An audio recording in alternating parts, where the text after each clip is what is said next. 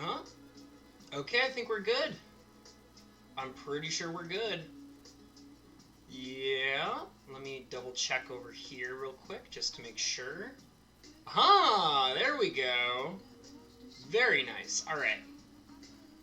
So we might have to wait just a little. Well, I'm not gonna wait, but it might take a little bit of time before anybody jumps in here, which is totally okay. Oh, wow. Michael's Magic, good to see you, man. I gotta admit, the last couple of streams I've had, you've been like the first person in here. It's kind of cool. Good to see you, dude. Um, so you'll probably notice right off the bat that some things look kind of different, like the perspective of the card that I'm painting. You'll also notice that there is no cardboard box. We're actually on a black surface. So, I'm going to just go ahead and kind of show off what's going on a little bit here. I'll probably show it off multiple times as more people come in. But what's happened is I have actually changed my whole painting setup. Brand new. I was getting tired of the cardboard box. Yeah, I upgraded. I definitely upgraded. I was getting tired of the cardboard box, and so were some other people as well, which I understand. So let me kind of just pick up this camera and kind of show off what's going on here. So, kind of swerve the camera around here.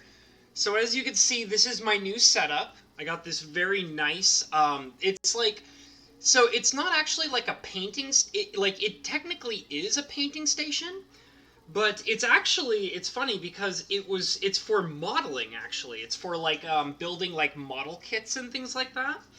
And there's like a whole setup where it's supposed to have like a special plastic matting right here that has like measurements and stuff like that, and it's got like stations for paints, and it holds all my brushes and stuff like that, and I have like a new plastic cup of water here to use. And so yeah, that's essentially it. That's mainly what's been upgraded. Like I said, I am planning on doing some other upgrades as time goes on. My goal is to actually upgrade to a nicer camera. I'll probably be working on that goal maybe a month from now or so. Oh yeah, definitely an upgrade from the cardboard box. That is for sure. I think a lot of people will be much happier to see that the cardboard box is gone, because I was also getting some people telling me that they were thinking that some of the problems with the focus on the card were related to the possibility that the words on the cardboard box were the camera was so busy trying to focus on the words of the cardboard box that it wasn't focusing on the art of the card. So I'm kind of hoping that this kind of change up is going to maybe help the focus a little bit. Mind you, it's still a potato camera, so I mean, I can only do so much. But that's why my next big upgrade, which I'm planning for hopefully next month, is I'm going to get a higher quality camera, and I'm also planning to get a camera stand, so that way the camera can hang over like the top, like and give you a top-down view of the card and all the stuff that's happening, rather than a from the side view, which is what I'm going to have to do until I can get a better camera and a better camera stand. So, but I feel like this is a pretty good upgrade for right now, so I'm pretty pleased by it. And so I'm going to go ahead and put the camera back. And another thing too is that once I actually get a better quality camera with like not a crane, but like I'm looking at like an extendable arm basically that would kind of hang over the side of the table and allow the camera to kind of like crane down from the top.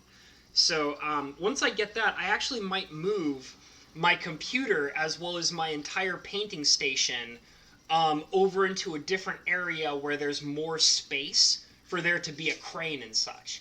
So like I said, like my main goal right now is I really want to upgrade everything and make it look nicer, more professional, and more pleasing to the viewers' eyes and such like that. Yeah, well, I'm glad you think that's pretty cool, Mike. I'm working on it, so it's slowly coming together. So let me go ahead and put the camera back to where it was. I kind of have like this little slot that I have like the camera able to be sat into there. Let me just kind of make sure it's got a good angle and it's not all awkward. So this is basically the angle that we're going to be working at for right now, because like if you guys were able to actually see the camera that you guys are viewing this from, it's a very weird camera that doesn't have like a little screw hole in it, and it can't really be like mounted on a stand or anything. And it's got like this weird flexible flat foot on it. So like basically what's happening is there's a slot in the back of the painting station, and I'm basically inserting the little tiny extendable rubber foot into that slot so that way the camera can stand and get a view of the cards. So right now this is the best angle I can get. But like I said, hopefully in about a month, I'll be able to upgrade the camera and I'll get a stand for it, and then everything will just be so much nicer by that point. So, but I think this is a good start. So, the card that we're working on today is Azorius Charm, and I actually think that right away it looks like, I mean, obviously it's blurry because I have this potato cam, but I feel like that already it's doing a better job on focusing on the card than it did before. And that could be, like I said, a changeover from using the cardboard box with all of the words and stuff on it. But yeah, we're working on an Azorius Charm today, and we're going back to, I know that the last two streams I did, I was kind of experimenting with a bunch of things, so I wanted to go back to something that I was familiar with, so I painted a basic land. There is a slight glare on the card from the window behind you. Yeah, I noticed that I was kind of trying to change the window in the background, but I was kind of having an issue with the light and stuff like that. Let me see if I can change. Whoop. No, go away. I don't know you. Oh! Oh, God. I'm sorry. I actually have to take this call. I'm really sorry, guys. Give me just a second. Hello? Yes, this is him.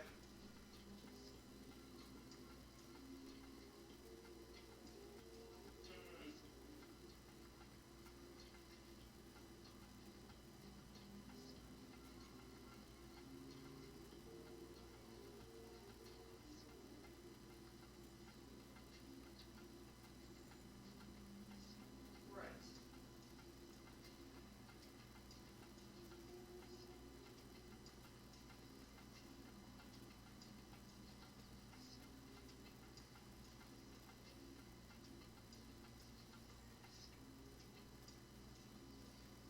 Yeah, that would be wonderful.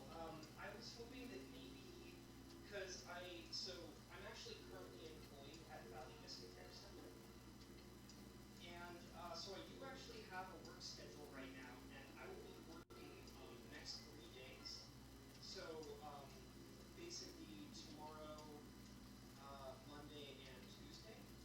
And I was actually hoping that maybe we could, if it's possible, to meet up on Wednesday. Would that be all right with you?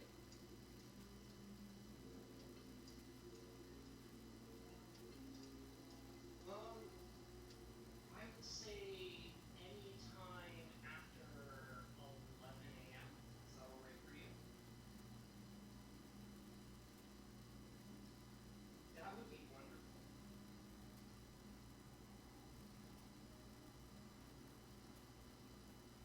All right. All right. Thank you so much, Suzanne, for contacting me. I really appreciate it. All right. See you later.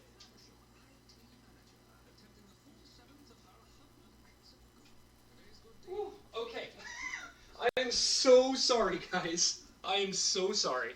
That was an extremely important phone call, and I had to get to it right away. Um, that was, um, it's hard to explain because, like, there's a lot of stuff I'm kind of trying to keep under wraps. Um, I basically made arrangements for an appointment to meet up with a few different people that is related to uh, work-based things outside of this, and I was expecting a phone call pretty much all during this time during this week, and I was nervous that they weren't going to contact me. And it just so happens that they decided to contact me right in the middle of my live stream. So, um, I apologize about that. I was completely not expecting that. So, well, I mean, I was expecting it, but I wasn't expecting it today. So I apologize about that. So here I am. I'm back. So I'm going to be meeting with those people. Oh, jeez, I need to write that down, or otherwise I'm going to forget, and I'm going to get so mad at myself. Give me. That was so important, and I really apologize that I had to catch that in the middle of this live stream. So just give me 1 minute, okay? Um, yeah. Okay, hold on a second. I swear, Tuesday, Wednesday. Wednesday. I promise we'll get right into this very soon. I'm very sorry about all this. I know that it's kind of out of nowhere, but I just need to write this down, or otherwise I'm going to forget it. Because that's the kind of person I am. I have, okay, I tend to forget things unless I write them down, so that's why I'm doing this. Okay. Alright. We're good. We're good. I'm sorry, guys. Oh, hey, Rebecca. Good to see ya. Okay. Let's get back into this. I'm so sorry. I was just completely caught off guard there. Okay, so... I got distracted about all the stuff that I was, that I had to deal with just now. Let's get into some painting. So, I think I was talking about the card. I picked Azorius Charm. And the thing about Azorius Charm is, last time I was working on painting a basic island, and, the thing is I wanted to do that because it was something I was more comfortable with while I was still experimenting with the new streaming format. And so now I'm going back to the project that I was working on previously, which is I'm going back to building that 15 card booster. And so this is the next uncommon card in line for painting, the next card in line for setting up that 15 card booster. So, and I picked Azorius Charm because a lot of people might recall, well, I mean, for anybody who was playing in the original, I can't say original because it wasn't the original. For anybody who was playing in the Return to Ravnica block, not the most recent Return to Ravnica, but the previous Return to Ravnica. Return to Ravnica Part 2, not Part 3. For anybody who was playing in that time, they had all the different charms, and the thing is that it was kind of discovered that the Azorius Charm was considered to be one of the most powerful of all of the 10 charms. Yeah, I would agree that there were, like, I actually have all 10 of the different Ravnica charms. They're all very good. Oh, and by the way, I just realized that I was also trying to change the lighting in here until I got distracted by that phone call, so let me take care of that. Hopefully that's a little bit better. There might still be a little bit of glare left. Let me see if I can kind of... Hopefully that helps just a little bit. I'm hoping. But anyways, yeah, it doesn't look like I'm going to be able to change that. I only have, like, regular metal blinds. I don't have, like, an actual, drape over my window, so there might be a little bit of glare. But, yeah, the Izzet Charm I remember being pretty powerful, because I kind of recall that the Izzet Charm also had a counter spell attached to it, which is crazy strong. Like, if you have a charm card and it has a counter spell built into it, it's probably going to be pretty damn strong. But, I do remember that the Azorius Charm was actually very, very popular. And a lot of people played it, and I always thought it was really good too. I would say that the weakest of the 3 modes on the Azorius Charm was always that your creatures gain lifelink. Because, I mean, you can only do so much with that kind of stuff, but the other 2 abilities are really good. Like, the ability to just draw a card can sometimes really put you ahead. And obviously, the put target attacking or blocking creature on top of its owner's library is so strong. It's so strong. That's like probably the strongest mode on this whole charm, because it can totally just like the thing is for example, I actually think the card Yeah, that's what I thought. The Izzet Charm is really strong because it's got a counter spell, and even with that 2 mana mode on it, it's still very strong. But anyways, like I always think of the card like Totally Lost, like the blue card in Ravnica, Totally Lost. So that card costs 5 mana to cast that, but the thing is that that effect, the reason why they made it 5 mana is because that effect is so powerful. Because like cards that take cards on the battlefield and then put them on top of like the owner's library is such an extremely powerful effect because it basically like the thing that's really powerful about that effect is that it kind of in a way steals a turn away from that player. It basically puts them a whole turn behind because that means that not only did you get rid of a major threat, but it also means that that person has to lose a draw step because they're going to be drawing a card that they've already used.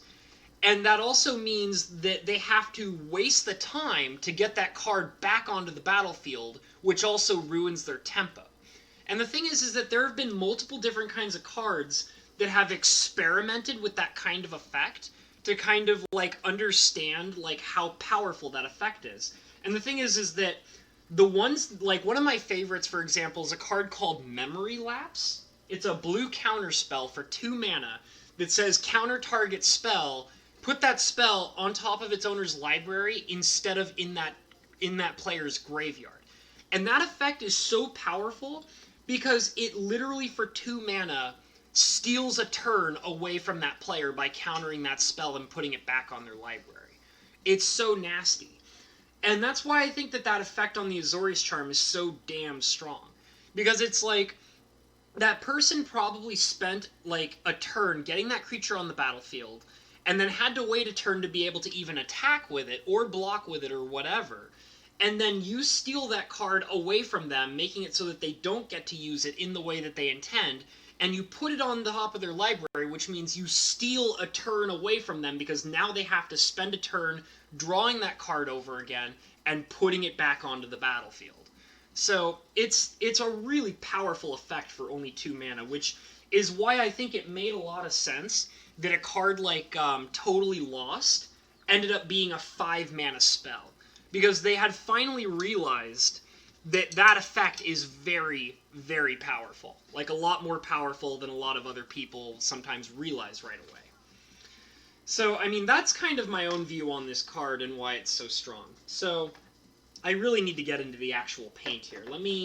Let's start with some blue here. I need to stop being distracted about talking about this card and actually get some paint on it going. So let's start with some ultramarine blue, because I feel like I'm probably going to be using quite a bit of that. And I'm also going to take my Phthalo green, which is my nice expensive paint, and I'm just going to put a little dab of it on here. And I'll bring the palette up in just a minute to kind of show you guys what I'm doing. So, God, now it's just like, I know it looks fine to you guys, but it's so dark in my room right now. I feel like I'm working in like a dark corner of my apartment. Auction off the old. I mean I never thought of that, Man Cave. By the way, welcome, Man Cave. I didn't think I could. I still own it. I just haven't, I haven't gotten rid of it. I could if somebody really wanted it, I guess, but I mean, I don't know. Why, Man Cave? Do you want to buy it? Because I'll sell it to you. Oh, man.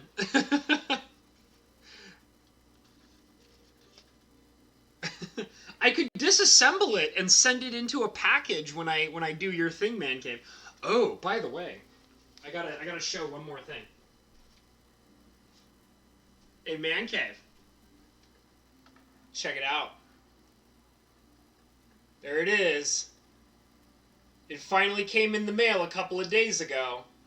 I promise I'll figure out when I'm going to work on it pretty soon.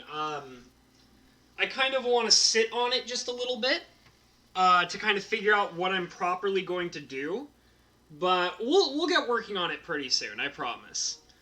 So I'm going to move this card out of the way. I'm going to have some coffee. Made some coffee right before I started the stream.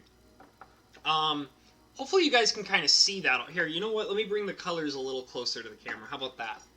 That look all right to you guys?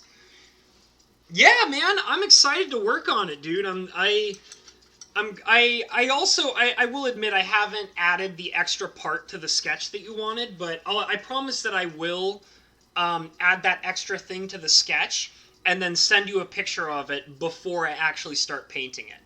But I'm really excited to work on it too. It looks like it's going to be a lot of fun.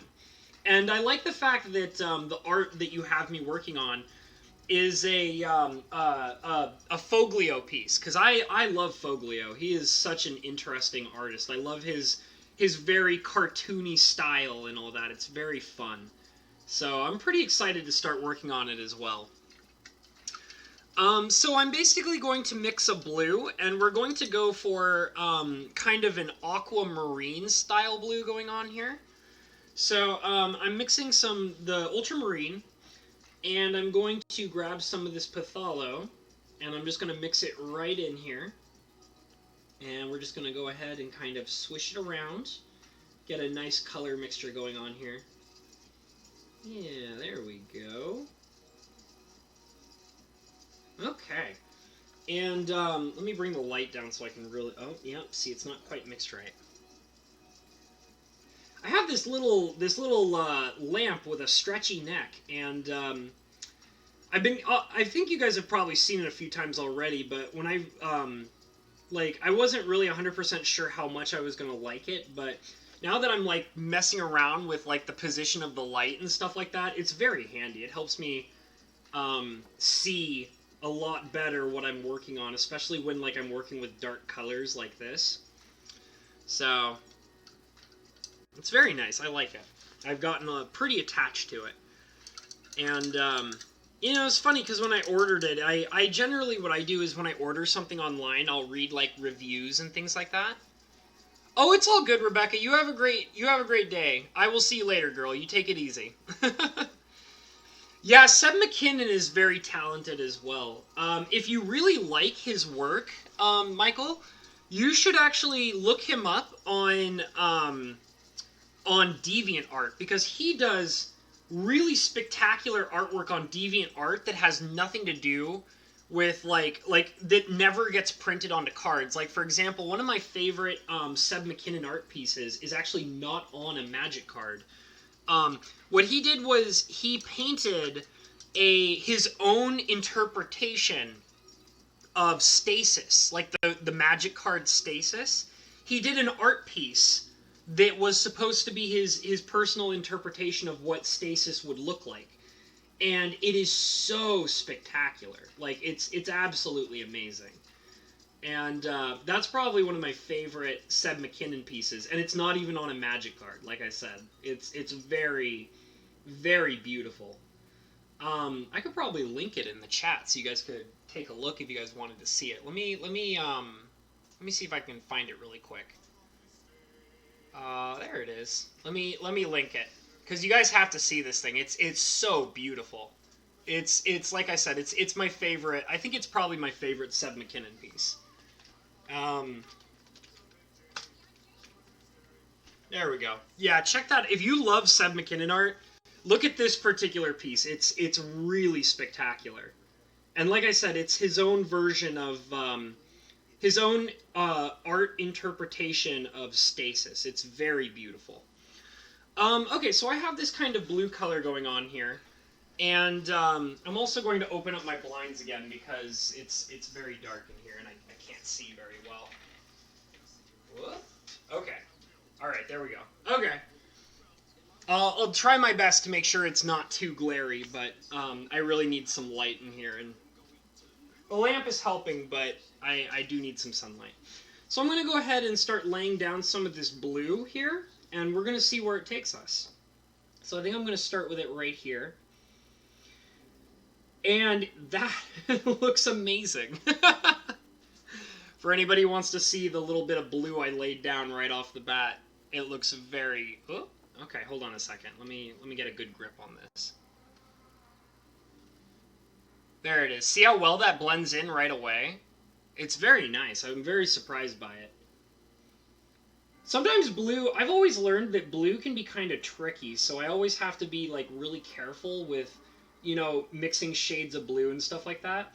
I feel like it's been different ever since I got my hands on the Patholo Green. The Patholo Green really makes it a lot easier to get the right kind of shades of blue that I need.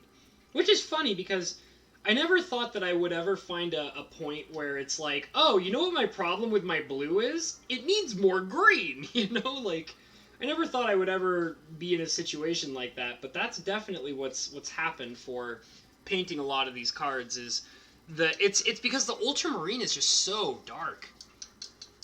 Scheming Symmetry? Is that like the name of a piece or oh wait, is that like a magic card? Cuz I don't think I know that one. One of the things I do have to admit, I don't really keep up with new Magic cards anymore. So if you're referencing like a relatively new Magic card, then I probably don't know it. I kind of stopped keeping track of like Magic cards after. Well, Dominaria. Dominaria was the last. It is from M20. Okay. Yeah, that's why I don't know it. I really stopped. Keeping up with Magic cards after Dominaria. That was like the last set that I really heavily participated in. And, I mean, you guys have heard me talk about all that stuff before, so I won't really go into too much detail about it, but it's just, I'm kind of done buying new Magic cards. That's all it really comes down to. So, but, yeah, I could look into it. Is that, Scheming Symmetry? What's the one that Seb McKinnon did where it shows like a body being ripped into different layers and it's like a kill spell and it shows like the armor and then the muscle and then like the skeleton and like all that stuff. Like that's really I really like that one a lot. It's very brutal and like one of the things that Seb McKinnon is very good at painting, he's got this very artistic understanding of macabre artwork. And for anybody who doesn't know, macabre is like the macabre art is basically the artistic beauty of death, and Seb McKinnon is very good at portraying macabre artwork. He's very talented at that. He's very good at taking something brutal and disturbing and making it very beautiful. And like I love the artwork that he does that's very like that. Like I said, like that kill spell. The kill spell that's like shows like the different layers of the person being torn apart. It kind of reminds me of there was a piece of art that was done for a terror, like the kill spell terror, and it was done in like a core set where it shows like a circle of like a human being torn into like three different layers, kind of like the Seb McKinnon piece where it shows like his human body, his muscles, and then his skeleton, and they're basically being ripped out of each other in a circle, like through the mouth or something like that. It's really weird, but I love it because it's so creepy and just brutal looking. And that's what that piece that Seb McKinnon reminds me of is that particular artwork for Terror.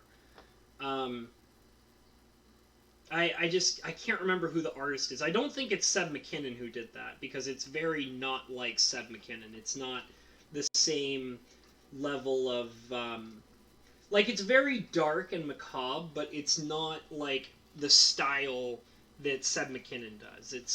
It's very different, but it's still nonetheless very intriguing and interesting to look at.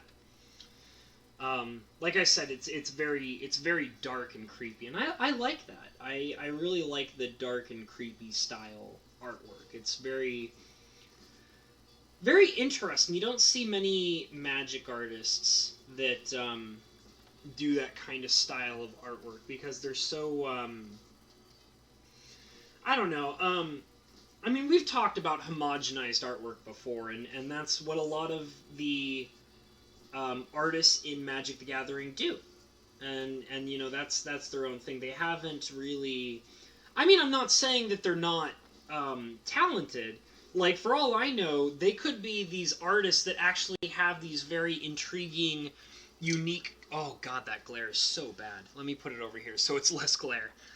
Um, it's very like, for all I know, the other artists that Magic has, Ristic Studies is good for talking about the history of Magic artists. Yeah, I've seen some Ristic Studies stuff.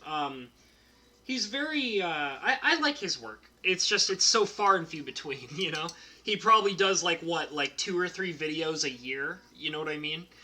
But the thing is that his even though it takes him a long time to make YouTube videos, it really shows in his quality. Like, you can see that, oh, the reason why it took him so long is because look at the quality of this video. It's spectacular, you know?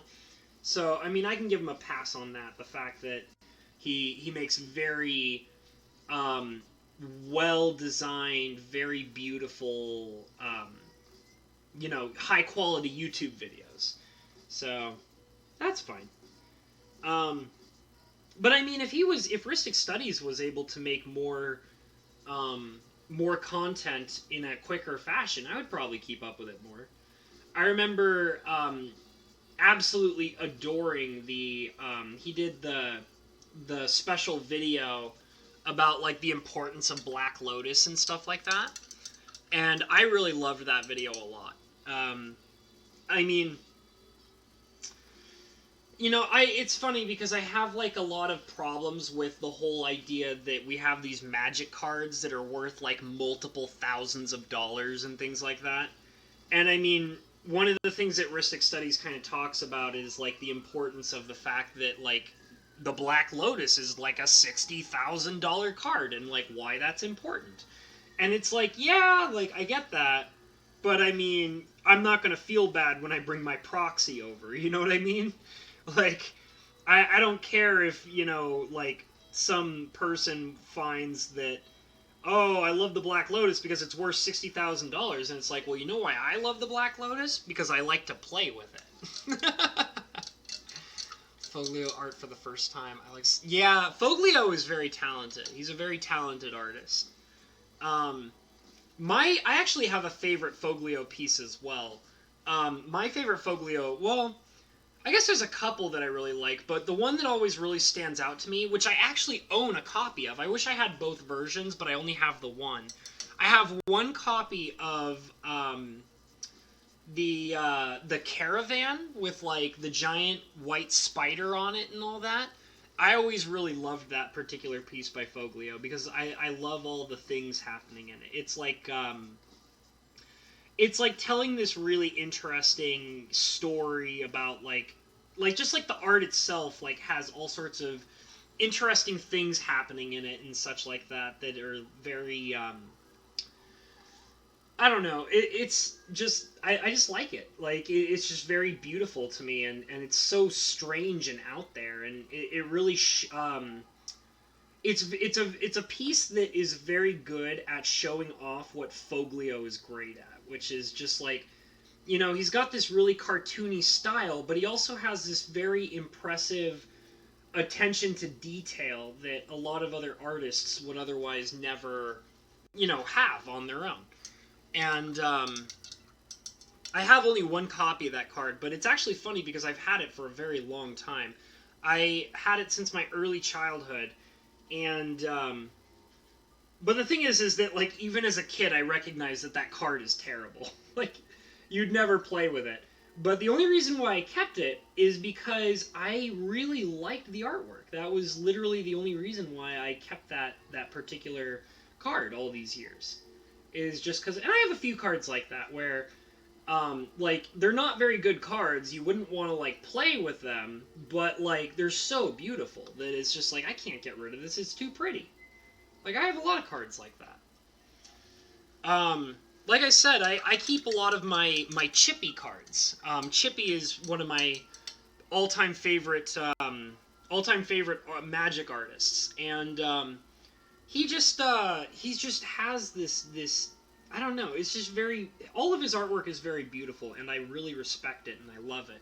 And I actually have like a little tiny like sleeve full of Chippy artwork. Let me just remove that. Oh, jeez. Mike, you're always picking on him. Oh, too funny.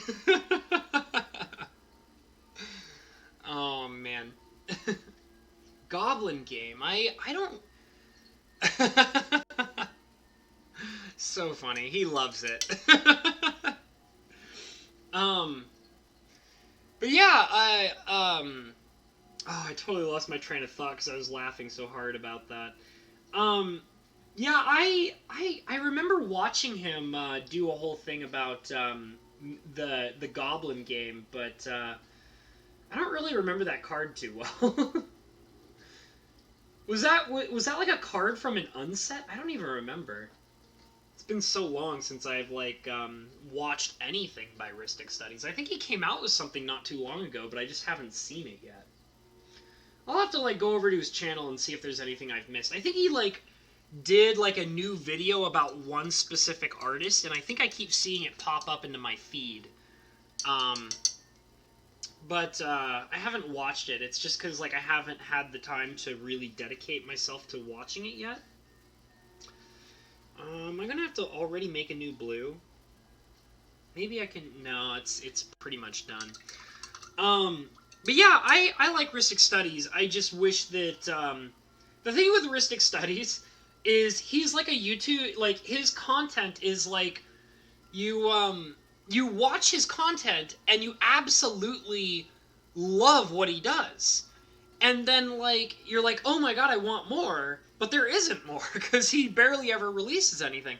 And then months and months and months go by, and then you totally forget that he even exists, like as a YouTube creator. Like you're just like you just don't even remember that he's even a YouTube creator.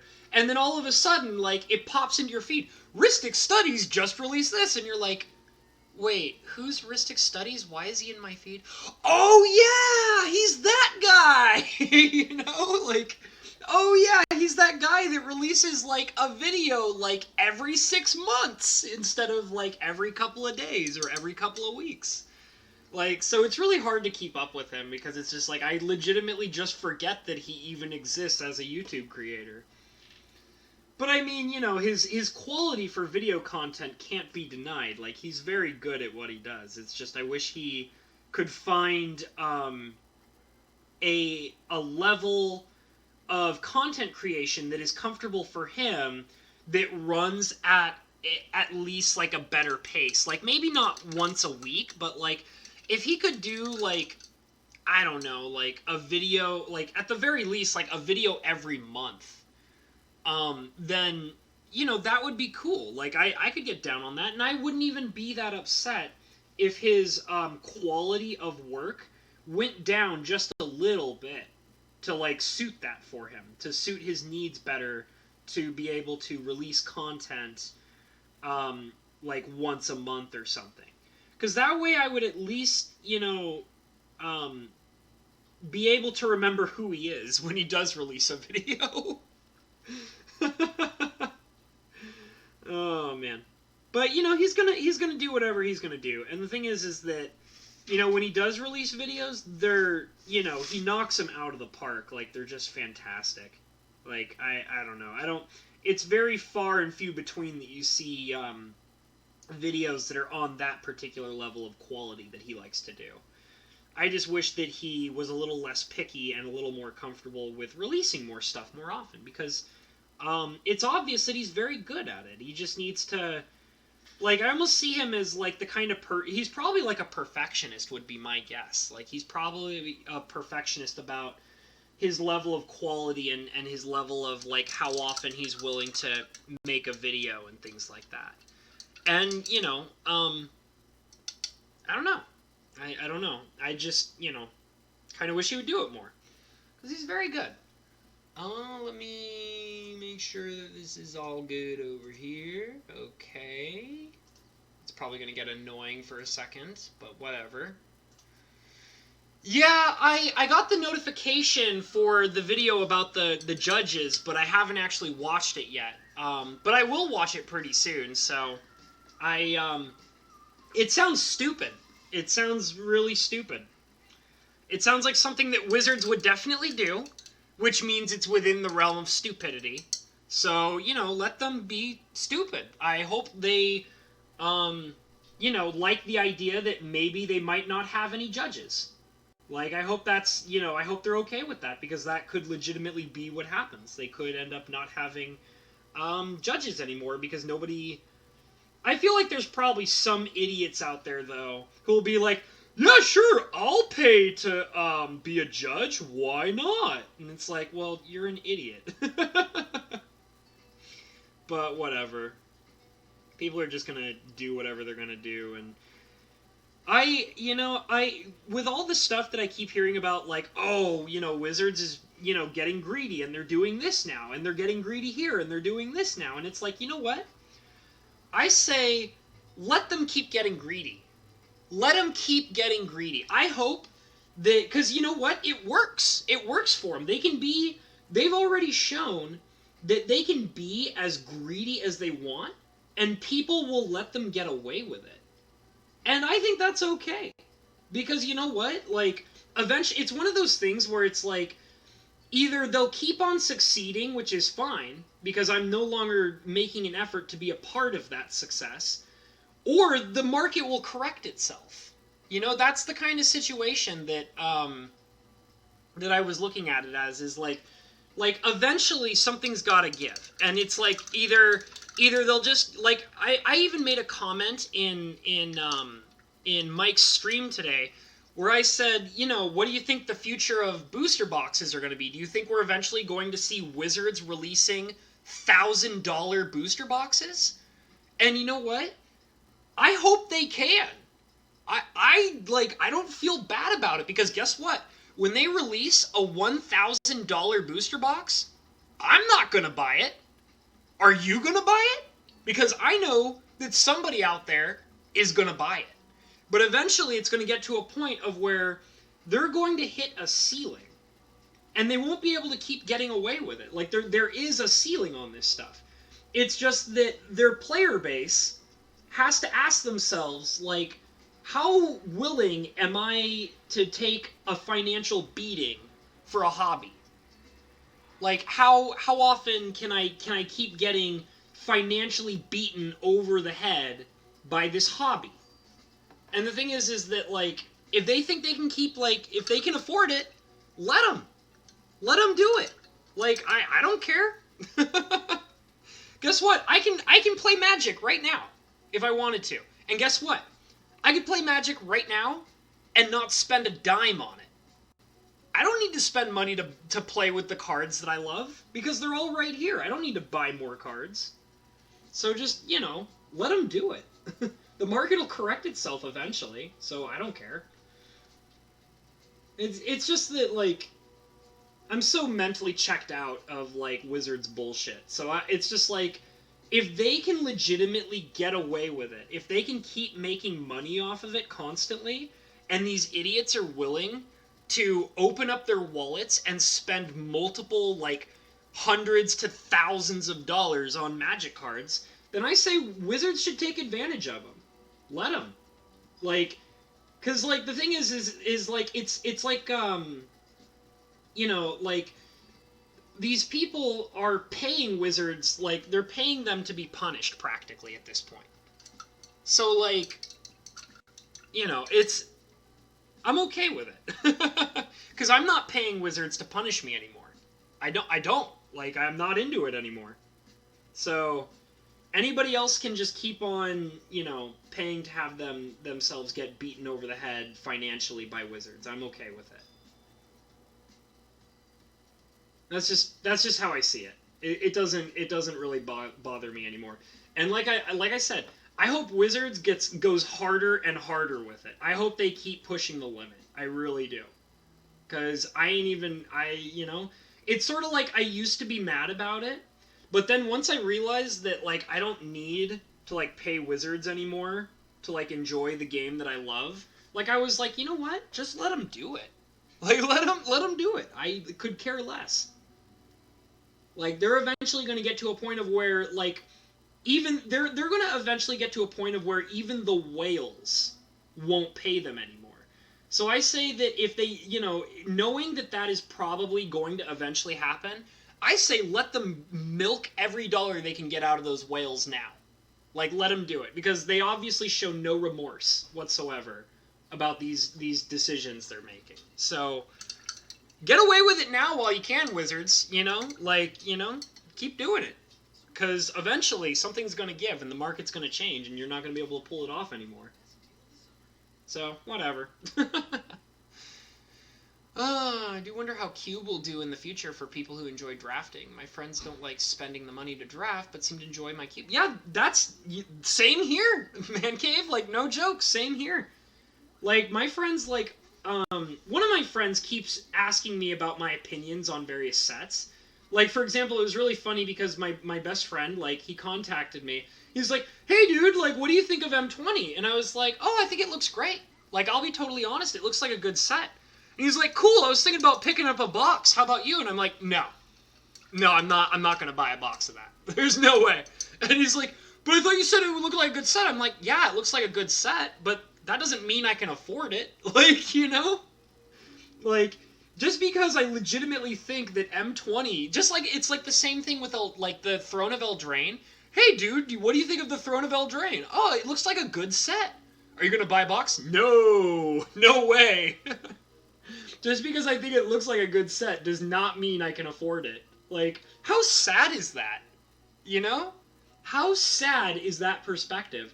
Oh, yeah, no, the set looks amazing. It looks beautiful. The cards look great. Are you gonna buy it? No. Are you joking? I ain't got the money for that shit. You crazy, boy. You crazy.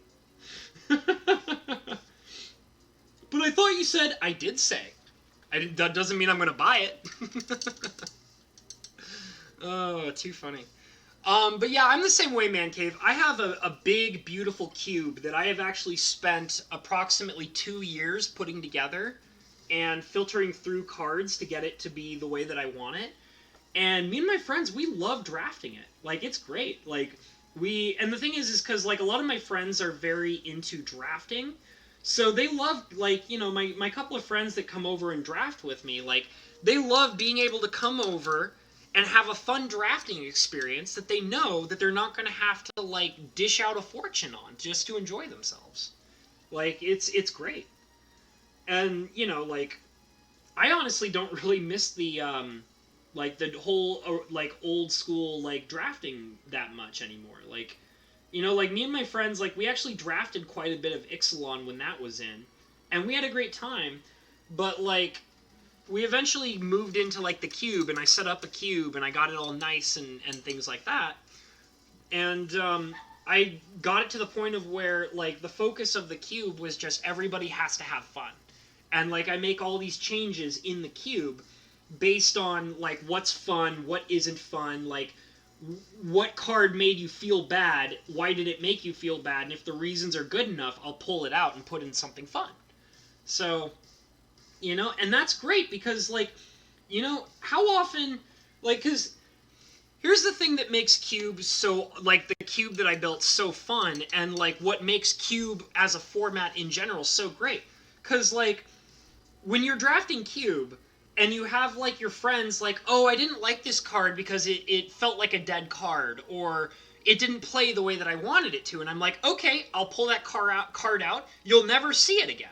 And I'll put something in that you do like, And it's like, you don't have that freedom of... You don't have that what's the word I'm looking... You don't have that ability when you're drafting a real set. Because you're like when you go through you open up a fresh booster pack from Wizards, and you go through the cards, and you're like, oh, this is crap, this is crap, this is crap, this is crap. And like you're like, oh, this one uncommon is really good. Oh, and here's my rare. Oh, this rare is crap. Like, you know, like, and like you go 9 times, like there are more times when you're drafting with a real booster pack that you just have those feels bad moments. You know what I mean? And like, but in a cube, if you're doing it right, you can get it to a point of where there are no feels bad moments. Like everything you draft is good. And yeah, you do actually have to get to a point of like being picky, because when you're drafting, especially when you're playing with every card is good in a cube, you have to get picky with what you're using. So like you're like, oh, this card's really good, and this card's really good, and this card's really good, but this one card is better in this deck that I'm building than these other 2 cards because my deck has an overall theme to it, and this card plays more friendly with that theme, even though these other cards that I'm throwing to the side are still good cards. You know? And it's like, how often do you get to have that feeling in a real draft where you're like holding like all the cards in your pool, and you're desperately trying to figure out like what works and doesn't because every card is powerful and good. Like, you don't get that same kind of experience in a real draft anymore. And like, but when you're cubing it up, when you're playing a cube, you do get that experience. Like, everything feels awesome. And that was the whole theme behind my power cube, is like every card, like that was a rule when I was building my cube, is every card must feel good. And the only thing, like every card must feel good, and the only thing that allows you to figure out what good cards are better than other good cards is your own skill as a player. And that's what the cube is super good at, is it allows you to really understand your skill as a player. Like, that's it. Because everything is powerful. You just have to be a good player and able to know what powerful cards are going to work for you and what powerful cards are not going to work for you. And that's what makes Cube so awesome. Like, that's, in a nutshell, why I love playing Cube and why I don't play anything else. I don't play Constructed, I don't play Modern, I don't play Standard, I don't play Commander. I like every single Magic format I have thrown off to the side. I can't stand it. Because every single type of form, like every format in Magic the Gathering has this meta. And it's and when a meta exists in these kinds of formats, it's like, well, oh, look at this cool deck I built for this format. And it's like, yeah, but you're not playing the best deck. And it's like, well, fuck you. Like, you know, like, I don't want to play the best deck. I want to play what's fun. And the Cube format is the only format where it's like, there is no meta. Meta doesn't exist. Like, it doesn't. Like, well, unless you make it exist, and if you do, that's not very fun. But meta doesn't exist in Cube, and that's why Cube is so fun. Because, like, everybody gets to play whatever they want, and, like, based on their card pool that they got in the Cube draft. And, you know, there is no best way to do it. Like, you just play what you get, and everything is powerful, and what it comes down to is player skill. Player skill. That's it. Like, just be a better player. That's all it is. There is no meta. There is no best deck. Just be the better player. And luck. Obviously, luck matters.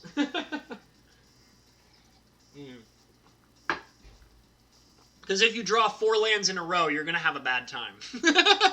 It's not going to... Unless, of course, and I will say this, because I do have bogus lands in my cube. I do, and mind you, most of my really bogus, except for a few really bogus lands that I have, but most of my really crazy bogus lands are proxies. For example, like, you know, if you draw 4 lands in a row, that might feel bad, but if one of those 4 lands is a Tabernacle at Pendrell Vale, you're probably feeling alright.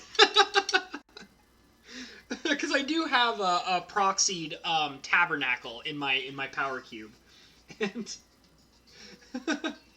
I even remember one time playing a game with my best friend where I actually put out a Tabernacle of Pendrell Vale on the very first turn. And he was just like, well, screw you, dude. It was so funny. And it was funny because that made it, like, playing a Tabernacle of Pendrell Vale on, like, the first turn makes it so that most people can't play for, like, the next 3 or 4 turns. It's so funny.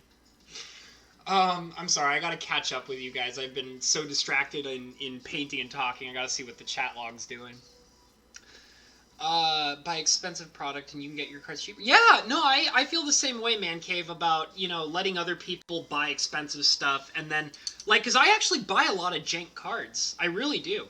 Because, like, you know, like, because I'm not buying, like, the most expensive meta cards, there's a lot of really good cards that end up being really cheap.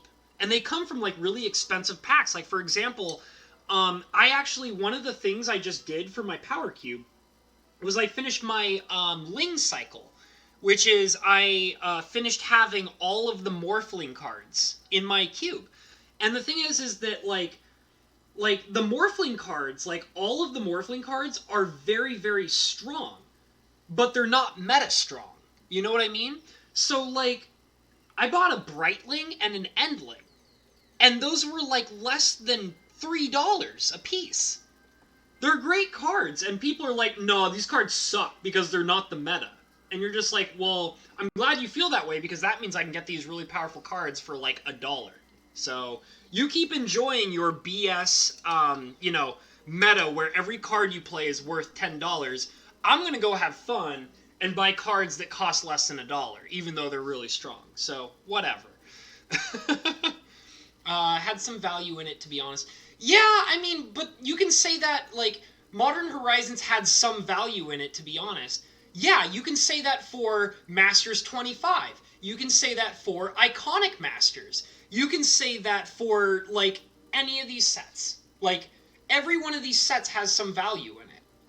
That doesn't make them, like, worth the purchase, though. Like, I mean, you know, like, if you're okay with, like, buying those boxes at those, like, really steep prices, then like, more power to you, dude. Like, straight up, like, have a good time. You know, if you can afford your hobby to be that expensive, I'm not gonna, like, tell you not to do it. It's just that, like, I know I'm in a position where my money is more valuable to me than Magic cards. And, like, you know, like, I still, like, buy things here and there. Like, I still buy Magic cards, but overall, I have to, like, look out for my well-being, and I'm also, like, building my YouTube channel, and that takes quite a bit of money to, like, work on. And, you know, there are cheap ways to go about it, but if I want to, you know, use my money to, like, build my YouTube channel, that means I have to cut expenses for other things, and one of those things is I had to cut expenses on Magic cards, you know? Because, like, why would I want to spend $100 on a box of Magic cards when I can spend $100 getting a higher quality camera? You know? Like, priorities, dude. Priorities.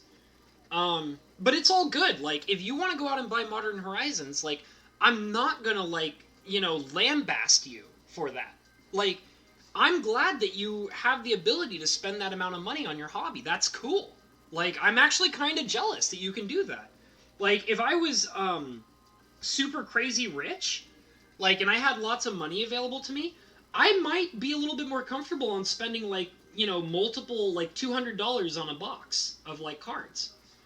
Like, that would be kind of cool, but I don't really have that ability right now, so it's fine. I'm jealous, bro, I'll be honest. Like, no hate. Like, I'm jealous that you can do that.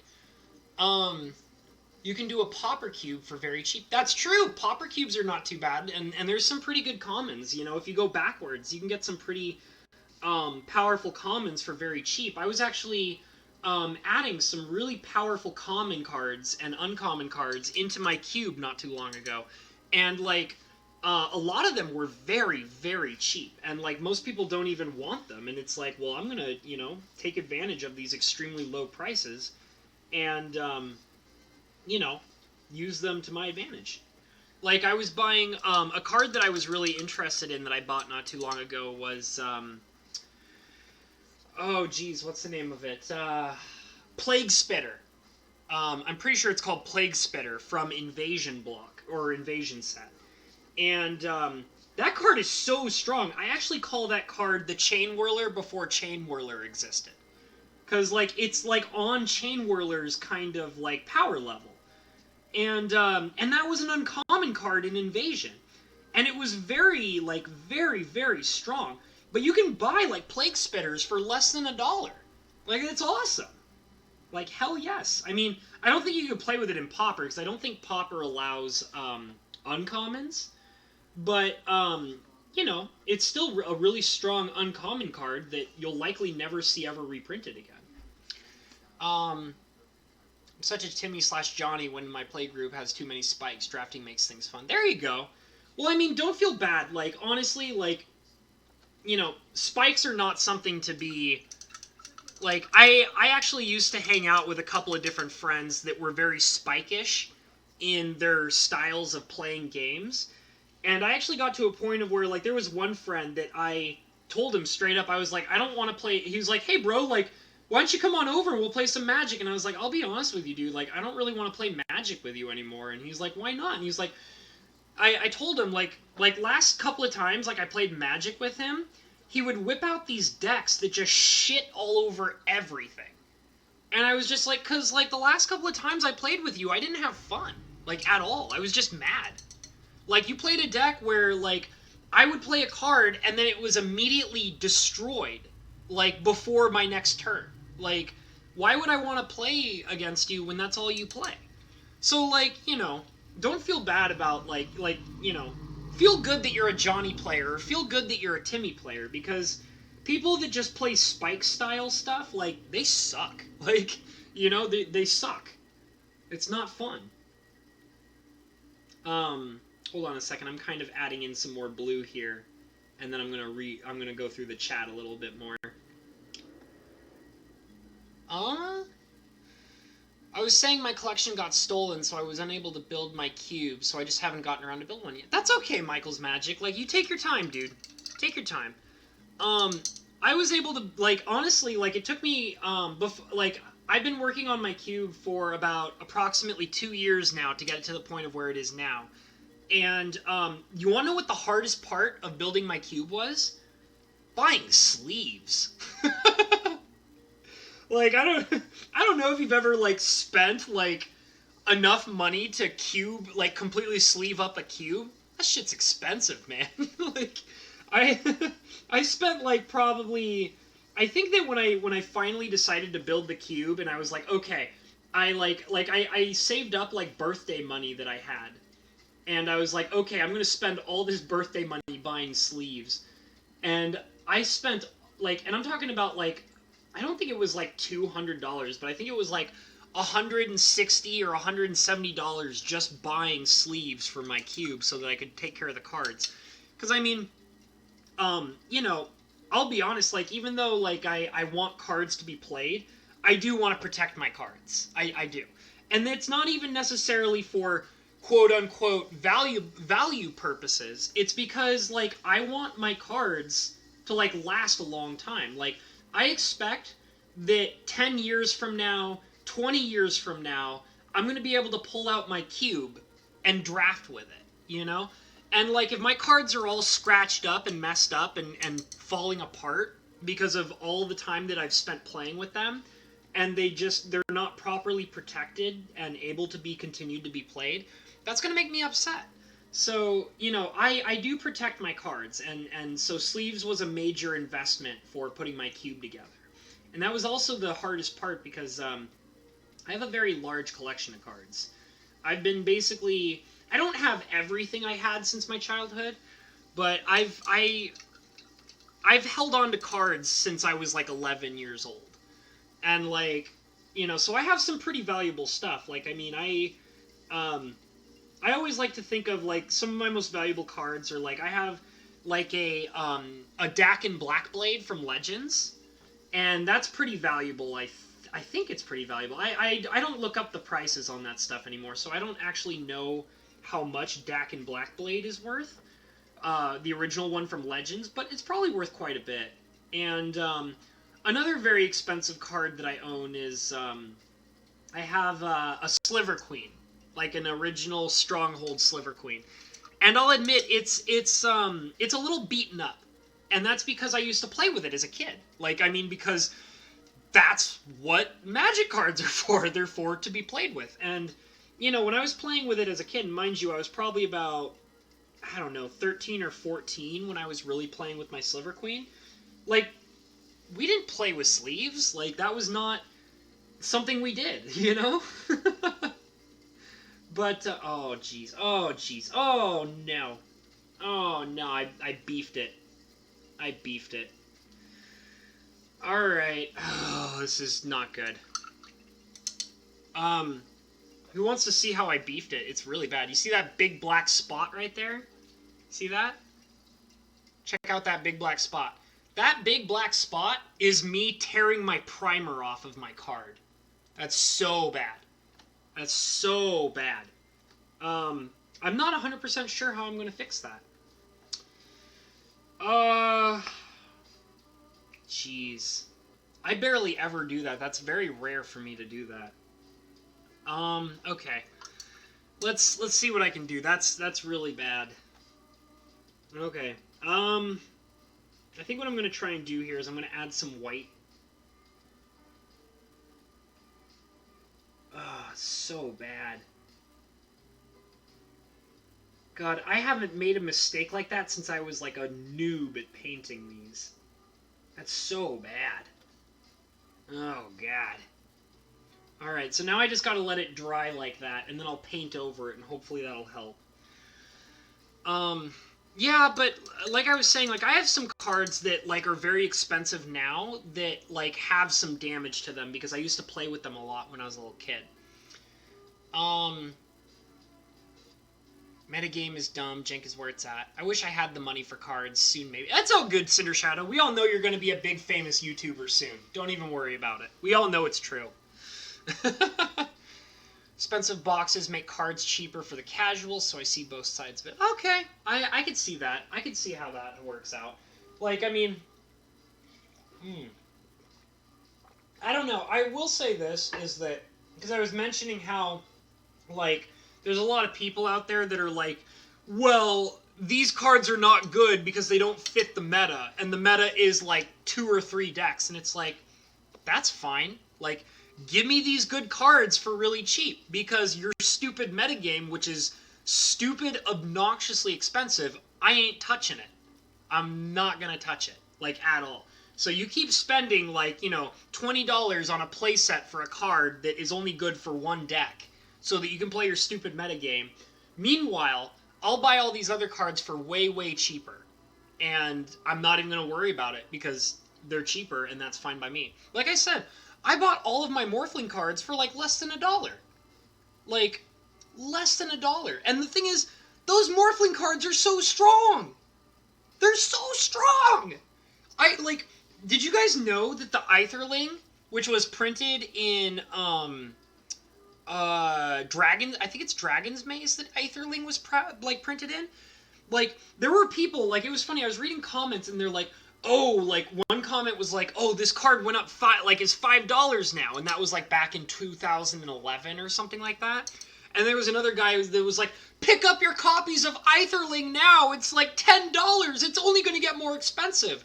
I went on to Amazon, looked up Aetherling. Aetherling is like $1. It's $1! And you know why? You know why it's $1?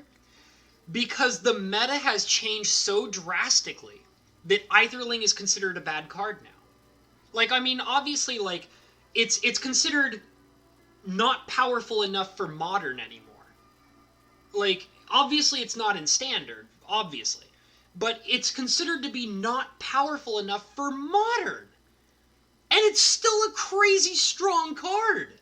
I don't know if you guys have ever seen Aetherling. That card is bonkers powerful. It's so powerful. There's only like 3 cards in existence that can kill an Aetherling. Like, how nuts is that? Like, and it's only $1. But still, it's not the most powerful thing in Modern. So, it's less than $1. I just don't get it. But that's fine because I bought it for less than $1, and I'm actually thinking about picking up a foil copy of Aetherling because you know why? Foil Aetherlings are like $3. $3. I'll buy a foil Aetherling for $3. That sounds great. Oh god, I'm sorry. I'm falling behind on the chat room here. I just keep going off on these tangents about various things. Starting Tempest and Stronghold got me in the feels. Yeah, that was a good. Those were a good few sets. $30 in cards and like 200 plus on. Yeah, that's so true. Sleeves are so expensive. It's a happy little accident. Oh, Cinder, I know you're saying that comment in the past based on the fact that I mentioned that you're going to be a huge YouTuber. You'll get there. You'll get there, dude. It's going to happen. Whether you want it to or not. Sliver Queen would be good in my 5-color Sliver deck I bought for $30. The Sliver deck you bought for $30 or the Sliver Queen you bought for $30? My story about my Sliver Queen is I bought my Sliver Queen a long time ago, and I bought it as a single. Like, straight up, I didn't get it in a booster pack or anything. I bought my Sliver Queen as a single as a kid. I was probably about, like, 13 or 14 years old. And I bought my Sliver Queen for $20. I bought it for $20. And you know what? I'll never forget. One of my, like, when I was buying it, I bought my Sliver Queen for $20, and my best friends at the time were like, dude, did you just pay $20 for a single card? And I was like, yeah. They're like, why did you do that? Why would you pay $20 for a single card? And I was like, because I want it.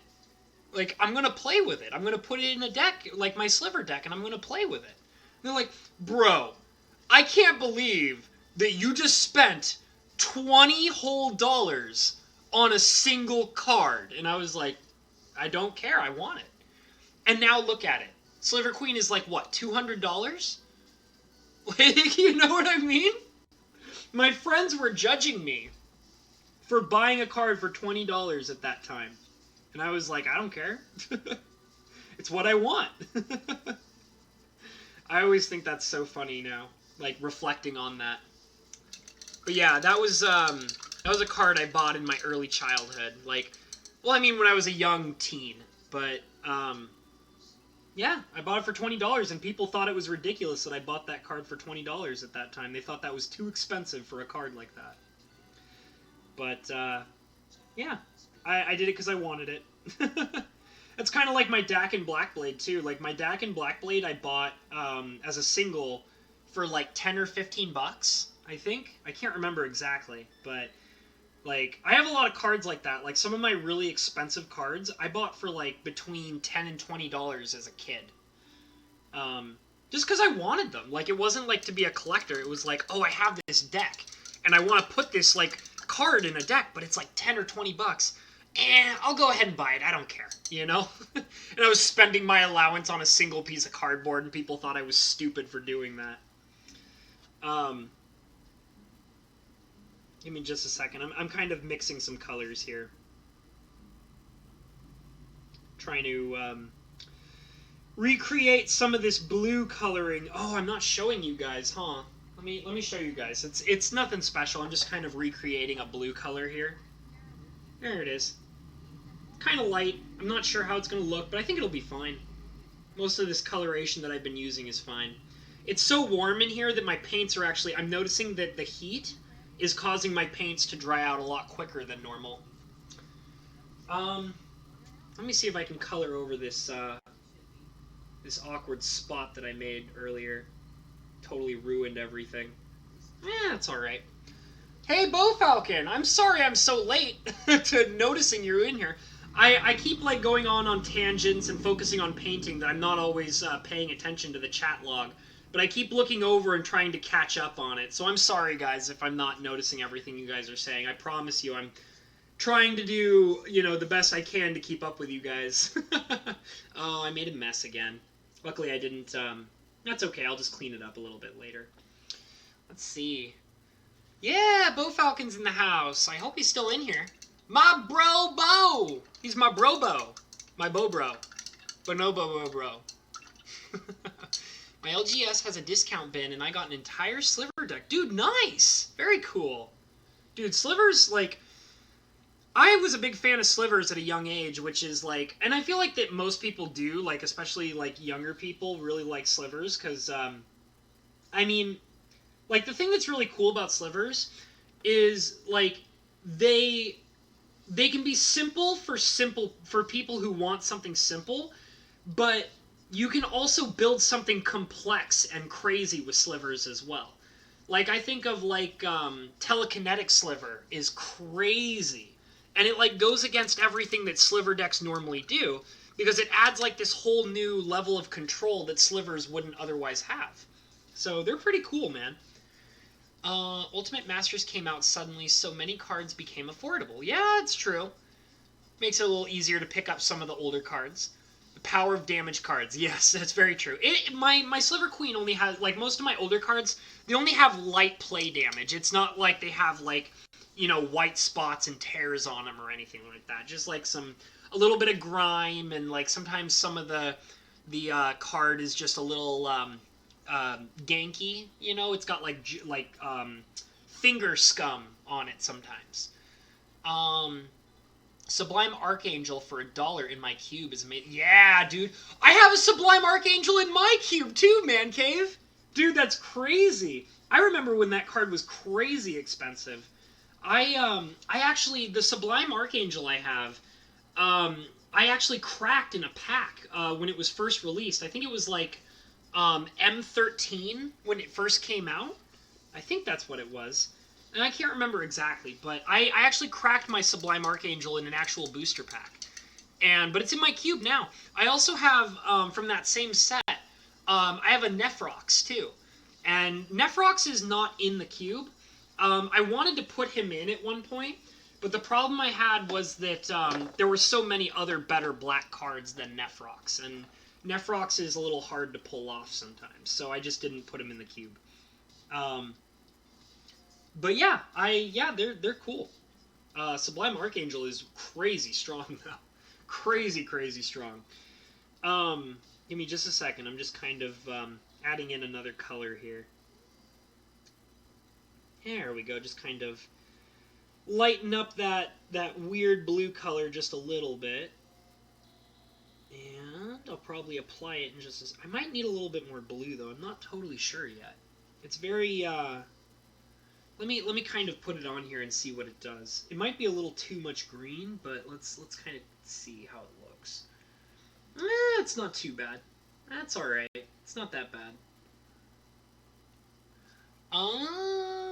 Forgot to mention that the Sliver deck is all foil. Whoa! An all foil Sliver deck for $30? Dude, that's a good pull. Dude, nice job.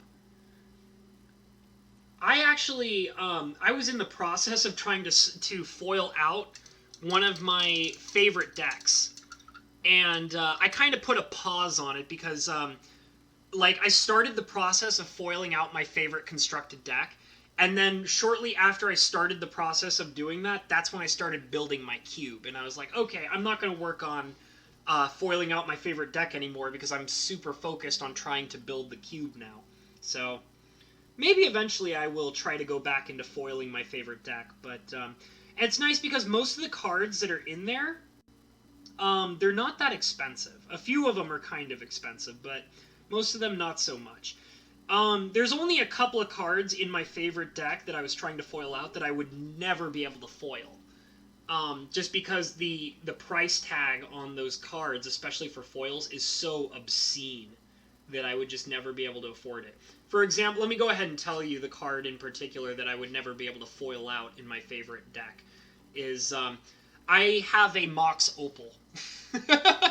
And, call it a hunch, but I don't think I'm going to be able to foil that anytime soon. Just call it a hunch. Call it a hunch. But I do have a Mox Opal, and I cracked that Mox Opal in an actual pack of Scars of Mirrodin. So that's a card I've had with me for quite some time. But yeah, I don't think I'll ever be able to foil that. Maybe someday, who knows. Let's see. I need like 8 more cards to complete the deck. Okay, man. That's all good. You work on it. It'll come together. No, you're busy painting and talking. Oh, it's all good, Bo. I'm just glad to have you guys in here. It's fun. We're having a good time.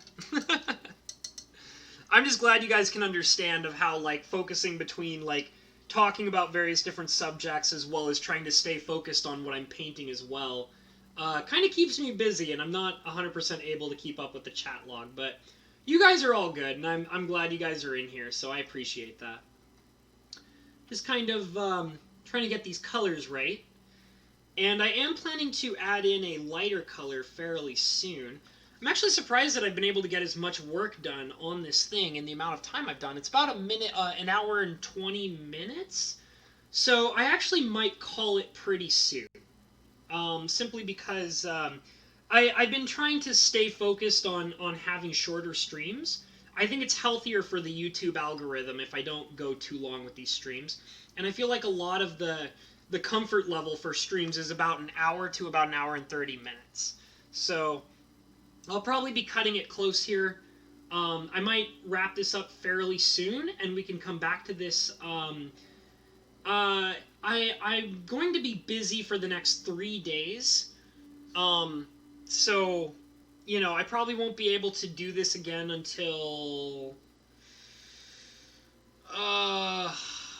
like Wednesday?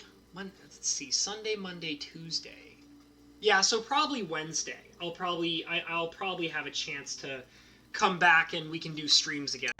And that'll probably be a regular thing. Is my goal is like, there's a lot of stuff going on in my life right now with work-related stuff and YouTube-related stuff. So I'm just trying to get it all organized, and it's a little chaotic right now. So we'll have to see.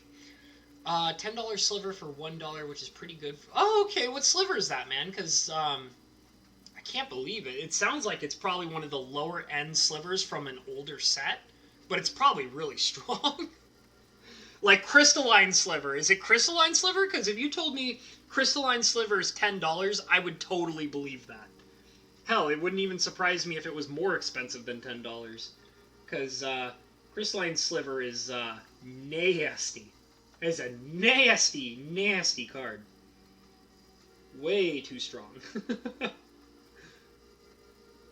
Yeah, there we go. Just kind of blending some colors here. Kind of want to do just a little bit more before I actually wrap this up. So I'm just kind of filling in some areas here. Kind of like trying to get some extended shading going on. Mix those blues all nice. And I'm also going to add in some more white here, too.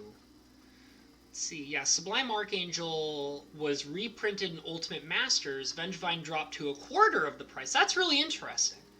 I actually own the original printing of Vengevine. It's in my cube, so...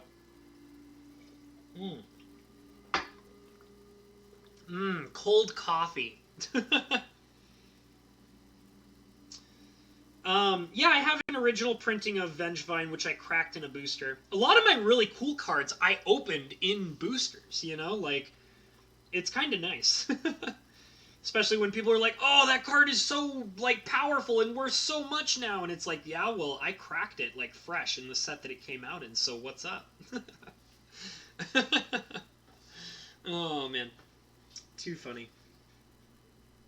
I can't really tell if that's the right color or not. Kind of like it. It looks alright. Just kind of trying to play with different shades of coloring here for these different blues. Because I really like how the coloration on some of these blue shades are. They're very nice. I think it needs to be a little bit lighter, though. Maybe a little bit more white. Let's see. Quarter price. Expensive boxes make singles cheaper. Yeah, it's, well, I mean, you know, like, the boxes are way more expensive, which is, you know, kind of annoying, but it is kind of cool when they reprint something that was really expensive and then it drops in price, you know? But the thing is, too, is that, like, the problem with that is that in order for that lower price to stabilize, that means they have to keep reprinting it over a certain amount of time. So that lower price maintains because if they reprint it only like once or twice, and then that set passes on, and then like years go by where they don't reprint it, the price is just going to shoot back up again because like it's harder to find.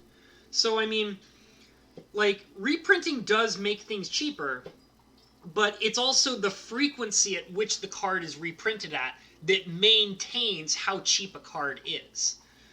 Won't be able to foil out my zombie deck anytime soon due to the Gravecrawlers being like, damn, yeah, Gravecrawler's broken though. That's a broken card. I run a playset of them. Yeah, like $3 too. Yeah, Gravecrawler is a broken card. It's very strong. Slowly upgrading it and added a Scheming Symmetry to search for my Wayward Servant or Carrion Feeder. Carrion Feeder is awesome. I think Carrion Feeder is relatively cheap though. I'm not totally sure. It's a very Carrion Feeder is very strong. Like I would almost I wouldn't say it's as strong as Gravecrawler, but I would say it's relatively on that same wavelength. Like it's very powerful. Very powerful card. Just kind of making this a little bit lighter, just adding in some white, just a little bit. And I'm going to kind of just add that in. Oh, that looks so much nicer. Only problem is it's kind of thick, just a little thick. Maybe a little bit of water will help. Let me see if I can kind of just add a little bit of moisture to it.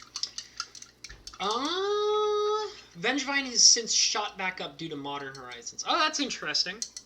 Yeah, I don't, so a thing is that, like, I talk about all these expensive cards I have, but I'm not a card seller. I'm a card collector. I generally don't try to... I'm not really interested in trying to resell my cards. Like, that's not... Like, because, like I said, like I was talking earlier about how, like, I have all these cards that I've had since I was, like, a very little kid. And that's because that's the collector mentality in me. Like, I'm a collector at heart. And, like, I didn't get to be a collector by selling my cards. You know what I mean? Like, and that's the thing is because, like, the only reason why I get to have the opportunity to be like, oh, this card that I own is, like, $300 now. Like, the only reason why I get to be that way and say that kind of stuff is because I don't ever sell my cards. Because, like for example, like, Sliver Queen, like... I bought it for $20, and if I was a card seller, I could have probably sold it at, like, $50, And, like, made more money in the process. But if I had that mentality, I wouldn't be here now seeing how a Sliver Queen is $200 for a single copy. And, like... And it's okay that there are people out there that are like, well, I like being able to, buy cards cheaply and then sell them at, like, a higher price later. And it's like, yeah, but because of that mentality, you'll never have the chance to see that card hike up to, like, $500. I wouldn't be surprised if someday in the future, my Sliver Queen will be $1,000 for the single card that I have. But you know what? When it gets to be $1,000, I'm not going to sell it. Like, I'm not. Like, because I'm not a card seller. I'm a card collector. And real card collectors generally don't really sell their cards. Let's see. Fun pre-release. Got me a Hogak. Hogak is destroying. Yeah, everybody. Yeah, that's Hogak is taking over. That's what I keep hearing. Good for it. That's cool. I'm glad that a card like that is destroying everything. I hope that it continues to destroy, and I hope that in the process of it being so powerful that it also makes other cards cheaper because everybody wants to play Hogak instead of all these other great cards. So that's the funny thing if you think about it, because Hogak is so broken and obscenely powerful, it's going to make everything else cheaper because everybody's going to want to play Hogak and nobody's going to want to play anything else. So in a way, Hogak is making other cards cheaper. Isn't that interesting how that works? Oh, silly broken cards. I'm okay with it. Oh, it's so funny to me. Let's see here.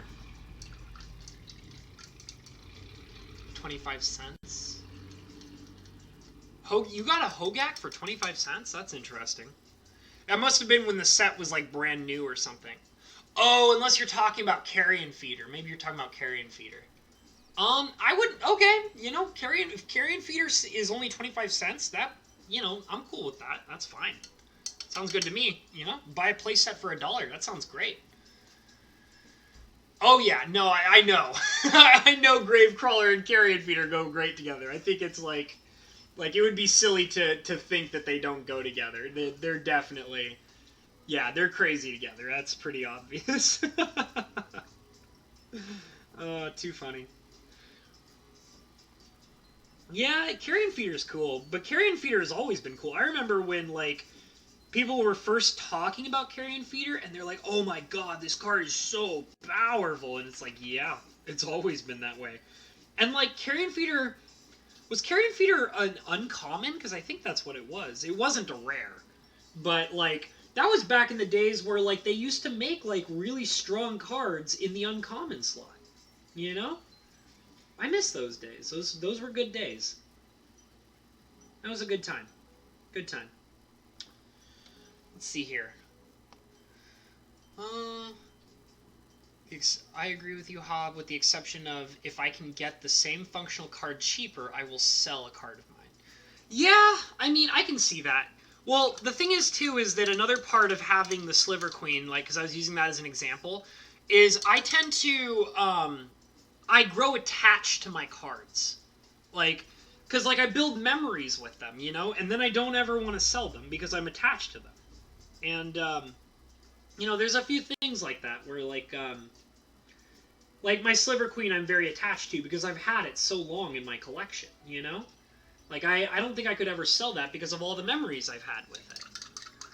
And, that's kind of what continues to make me a collector, is I get cards that I really enjoy playing with, and then I get so attached to them that I can't imagine myself ever selling them. And, I've even heard stories of other collectors doing that, where, I can't remember who it was, but there was, a collector who was talking about, he's a popular YouTuber, I just can't think of his name, but he was talking about how, he had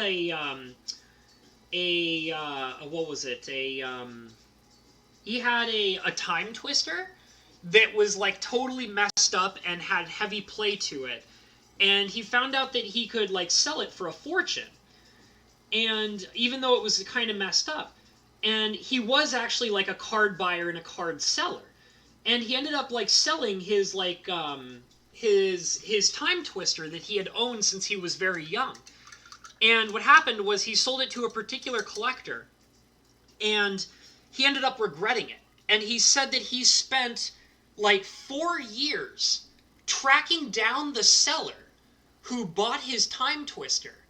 And he basically paid, more money to get that Time Twister back from that same seller. And he explained that the reason why he did it was because he had so much emotional, sentimental attachment to that card that when he parted with it, he realized shortly afterwards how much he regretted it. And I have cards like that in my collection that I could never part with because I adore them. And Sliver Queen is one of those because I had that when I was very little. And I got very attached to it, and I could never sell that card. And I have other cards like that, too. For example, I have, my Dakin Blackblade I'm very attached to. I have a Palladia Mors, an original Legends Palladia Mors in my collection. And I adore Palladia Mors. For anybody who doesn't know, Palladia Mors is my dragon waifu. That's right, she's my dragon waifu. She's the Queen of Dragons, and she is my dragon waifu, and nobody else can have her. So, I adore my Palladia Mors, and I will never detach myself from it. I absolutely adore it. And she's just one of my favorite cards. And like I said, she's my dragon waifu, and I will probably always keep her and hold on to her. Yeah, there's a lot of cards like that for me that I could never really part with because I love them so much and I'm so attached to them. And I like having that kind of sentimentality towards my cards because I can't say that there are many other things in my life that I have that kind of level of sentimentality for. Like, I don't really have like many toys in my collection that I've like kept, since I was a kid that were sentimentally valuable to me or anything like that. But I have Magic cards that I feel that way for. So that's what it is. Then I grew an IO rings. Yeah, that sounds like a cool deck. I'm just reading through your comment about the zombie deck you have. That seems all right. Trigger Wayward Servant. You have Hogak. Oh yeah, how expensive is Rasputin? I was looking at that card not too long ago, and I was like, this card is really powerful. I would assume it's probably pretty expensive though, because it sounds like I was reading some commentary about it, and most of the commentary was people talking about how in current Commander, it's still really powerful. So, I would assume that Rasputin is probably really expensive if people are talking about how good it is in Commander. Like, there's a card I actually want in my collection, but it's so expensive because it's considered good in Commander. I want to get my hands on a copy of Hazezon Tamar, which is an old Legends card. And I really want it for collecting purposes, not really for playing purposes. But the thing is that it actually has a lot of value in Commander, which is why it's so expensive. So I don't know if I'll ever be able to get my hands on a copy of Hazezon Tamar from Legends. But there are cards that are like that, where it's like they're even some of the older cards, like, because they're still good in like formats like Commander, that means that they'll never get cheap, and that's too bad. That's too bad, but that's how it is, and that's fine. Like, they can, I've learned to cope with it. I've learned to cope with it. It's fine. Over $100. Wow. Yeah, that wouldn't surprise me. He is really powerful. He's Rasputin. Like, there's no messing around with the abilities that Rasputin has. He is very, very strong. Very powerful card. It's one of those few weird legends that still has an incredible power level to it, even after all these years. Oh, yeah, I've seen that card. The Einstein card. It's like the one that makes it so that enchantments can't be played or something like that.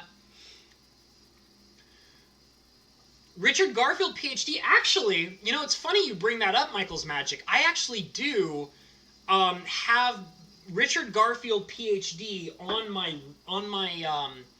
my watch list for cards. I do actually want a copy of it.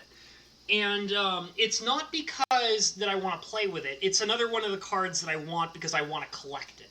Like, that's another, like, because, like, I mentioned this already. There are cards that I buy because I just want them.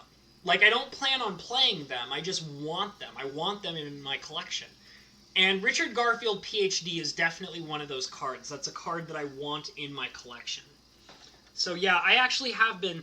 I don't know. It was going down for a while. Like, because I was actually... Let me check my watch list for cards. I actually have a secret watch list for cards. And let me take a look real quick. Because it was going down in price for a while. But it wasn't at the price tag that I wanted it at. So I thought I'd watch it a bit longer. But let me see if it's gone up in price. Let me see. Give me just a second. It's probably close to the bottom of my list. Where is it? No! Wow, no! Are you kidding me? Okay, I don't know what you're talking about, but actually... So, it's been a while since I've checked Richard Garfield, PhD in my shopping list. Dude, his price is way, way, way lower than when I added it. So his price is continuously going down. So I don't know what price list you're looking at, but Richard Garfield, PhD is actually significantly cheaper than when I first added him to my list. In fact, actually, now that I noticed, like, because I went into my shopping list, my secret card shopping list, And his price is so low, like way lower than I was expecting it to be. His price is so low, he actually might make it into the next set of cards that I buy online. So, yeah, he seems all right. I might buy him soon. If you're curious, without getting into specifics, my card list basically said that he's less than $10. So that's my buying list is generally between, depending on the card and what I want it for, my buy list is between $10 and $20. Well, I should say, I buy cards that are like less than $1, obviously, but if something, like, for example, if there's a card that I really, really, really, really, really want for like whatever reason, $20 is the highest I will spend on a card. But if I don't really super duper crazy want it, and I'm willing to wait for a while, I generally try to wait until it's within the $10 range, and then I'll buy it. So, he's getting down below that $10 range, so I might actually buy a copy of him soon. Because he used to be a pretty... I think, like, when I first was looking at him, he was close to being around, like, $14 or $15, but he's definitely gone down in price, so that's definitely a good thing, because I do want him in my collection. I don't think I'll ever, like, play with him, but I want to have it because it's Richard Garfield. Like, you know what I mean? Like, that's kind of how I see it. I want that card because it's Richard Garfield. Why else would I want it, you know? But yeah.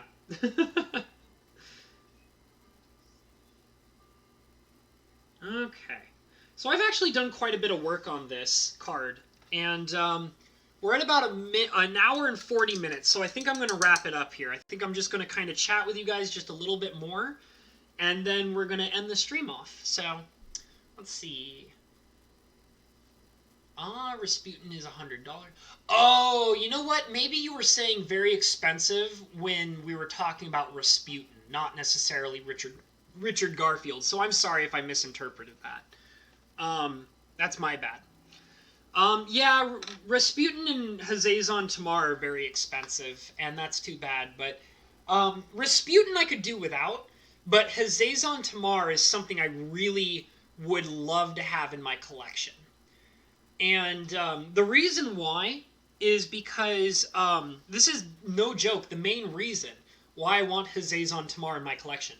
Hazazon Tamar is one of the main characters in the first arc of the Legends books, and I adore the Legends books. And I actually made it a goal of mine to try and collect as many of the cards that are characters in the Legends books. And I've done a decent job at it. I've gotten quite a few, because luckily a lot of them are actually really cheap. But some of them are expensive, like Hazazon. So I do want to actually own a copy of Hazazon Tamar eventually. Just because I want him in my collection, because he was such a prolific and important and interesting character in the book series. That's why I want it. He was such a cool character. Like, I always tell people, if you ever want to read fantastic magic lore, pick up the Legends books. They're fantastic. They're so good, guys. They're so fantastic. And I own all 6 of them. They're great. I'm currently on the first book of the second arc, which is another 3 books. So I finished the first arc, and the first arc was absolutely just amazing. It was amazing. It was it was so good, guys. Like, the first arc of the Legends books was absolutely spectacular. I loved every single page. There was not a single moment in that book, in those 3 books, where I wasn't absolutely entertained. Like, just... And the thing is, mind you, like, I've read some of the modern ones, too. Like, for example, I've read, the Alara book, like, the Alara magic book. And the Alara magic book, it was alright. Like, it had a lot of issues. There were, like, lots of open-ended threads. There were plot holes. There were things that didn't quite make sense. But it was alright. It was it was alright. These Legends books, though, there's something else. Like, I swear to God, the Legends books are just like top of the line magic storytelling. Just absolutely like some of the best like even if you weren't interested in it for magic lore, I would recommend the Magic Legends books if you're just a fan of fantasy. Like fantasy books. Like these are spectacular. Like not even joking. Um on 80 you can get Rasputin for 85. See, that's too expensive, man. I can't buy Rasputin for like $100 or $85 and um I would love to own a Hazezon Tamar, but I just don't. I can't. Like I can't afford it. Um Reminds me a bit of Dr. Seuss's art. Yeah, I love Phil Foglio. He's very interesting. He's very fun. You know what? I'll be right back. I'm gonna grab some stuff just to show off to you guys because we're talking so much about this stuff. Give me just a second.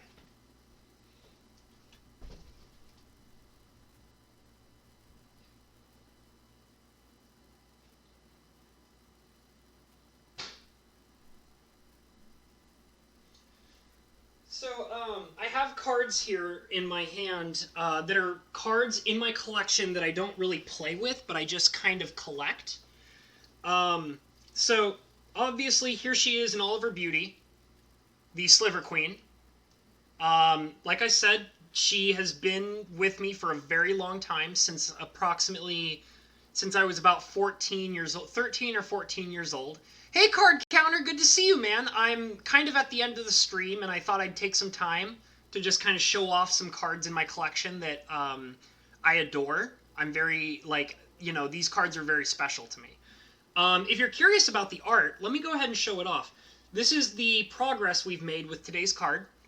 It's an Azorius Charm. And there's still a lot of work to be done on it, but I like the progress that I made today. So I'm kind of done painting today, but this is what we've gotten done, and I think it looks really nice, and we'll do more in the next stream. So right now I'm just kind of, we've been talking about like old cards and prices and things like that. So, oh, well, Card Counter Chris, I always tell anybody who comes into my stream and is curious about painting, try it out. Like, if you legitimately want to, like, try it out and give it a little bit of time and practice with it if you're really into it. And if you're not into it, that's okay. Like, that's totally fine. Yeah. Like, just give it a try if you think that that's something you want to do. So yeah, let me go back to kind of showing off some cards in my collection that are special to me. So obviously I was talking about the Sliver Queen. There she is in all of her grand glory. I've had her for a very long time, and she's very special to me. She's all wrapped up in, like, tons of plastic and stuff like that. Next is my Dakin Blackblade. I've had him for quite some time. If I remember correctly, I bought him for, like, $10 when I first got him. He's an original Legends copy of Dakin Blackblade. Definitely another one of my favorites. I love him because of the lore. I don't think I've ever actually played with this guy before. Oh wait, no, he used to be... I used to have him in an Elder Dragon Highlander deck a long time ago, but he's been since retired to being inside this little plastic case because he's very special to me and I want to take care of him. And he's also in great condition. Like, he's pretty much got no play damage on him at all. Next is my Dragon Waifu, Palladia Mors. In all of her grand glory, she is the Queen of the Dragons, and I adore her. Like I said, I want to get my hands on a copy of the new Palladia Mors as well. That's on my watch list. It's actually pretty low, but I'm expecting it to get lower in price. I've actually noticed recently its price dropped just a little bit, and I want to see the new Palladia Mors go down just a little bit more before I actually purchase it.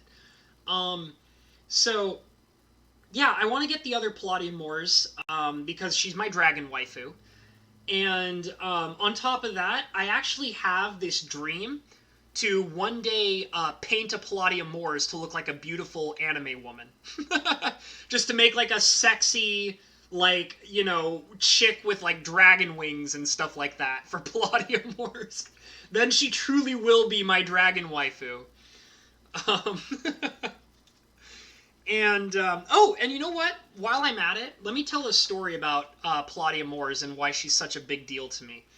Um, when I was very, very little, and like this is back when I was first getting into Magic. This was about when I was about 10 or 11 years old, and my friend who was teaching me Magic at the time, he took me to a comic book shop. And it was the first time I ever went to a game shop, and he was going in there to like buy some booster packs for us to play with. And he showed me over to a glass case that was full of Magic cards. And it had all of these different Magic cards from Legends in it on display. And Palladia Mors was the first card that caught my attention. I don't know what specifically it was at that time, but something about Palladia Mors made me fall in love with Magic the Gathering. It spoke out to me, and it made me realize that I loved Magic. Like how, for example, like how Mike Hatcher feels about Pixie Queen is how I feel about Palladia Mors. Like Palladia, well, maybe I should say Personal Incarnation, because Personal Incarnation was the card that Mike Hatcher said that made him truly fall in love with the game. But for me, it was Palladia Mors. Palladia Mors was the card that made me fall in love with Magic the Gathering. So that's why she's so special to me. Wish I got here sooner. Conveyor belt is up for me. Looks really clean. Oh, that's alright, yeah. I read that earlier, I'm sorry. Sorry, my phone died. That's okay, Michael's Magic, it's all good. I had a queen back in the day, amazing card. Yeah, old style borders so much. Oh yeah, dude, I'm sorry. I promise that I will be upgrading to... I'm hoping that I can upgrade to a new camera that is higher quality next month, which is coming up pretty soon. I think that'll work out. So hopefully you guys will, by next month, be seeing me, or seeing my cards through a much nicer quality camera. Newer borders never really appealed to me the way the old ones did. Yeah, I have a special place for the older style of cards in my heart as well. They look a lot more arcane, you know, like they look like frames and old-timey Magic and things like that, you know? Let me show off a few more cards, because I actually have quite a few in this collection, and I do have to wrap it up. I'll probably wrap it up on the 2-hour mark. This is my super old-school Dark Ritual. I think this is like... I think it was Unlimited, because Revised is when they started adding in the mana symbols. So this is like classic, add 3 black mana to your mana pool. So I'm pretty sure this is Unlimited. And I've had this card pretty much since the beginning of my I've probably had this card since I was like 10 or 11. And it's got heavy play damage. It's got all these stupid price tags on it. The price tags are not actually on the card. It's on a plastic sleeve. But as you can see, I wanted to show the back because of all the play damage. I've had this card for a very long time. It was played on many, many cement tabletops. So that's why it looks the way that it does. It's had a lot of love over the years. So kind of special to me. Next I have an Ivory Tower from... this is an original Ivory Tower from Antiquities. This was given to me by a friend recently, actually. They gave it to me as a gift very recently. I don't really see that friend anymore, but I appreciate the gift because I love Ivory Tower. I think the artwork is beautiful, and the card itself is very, very strong. So I've only had this for a very short amount of time, but I do like it a lot. What else? So now I'm getting into the cards that are in... Well, actually, you know, before I get into those, let me show off a few more that are not directly related to...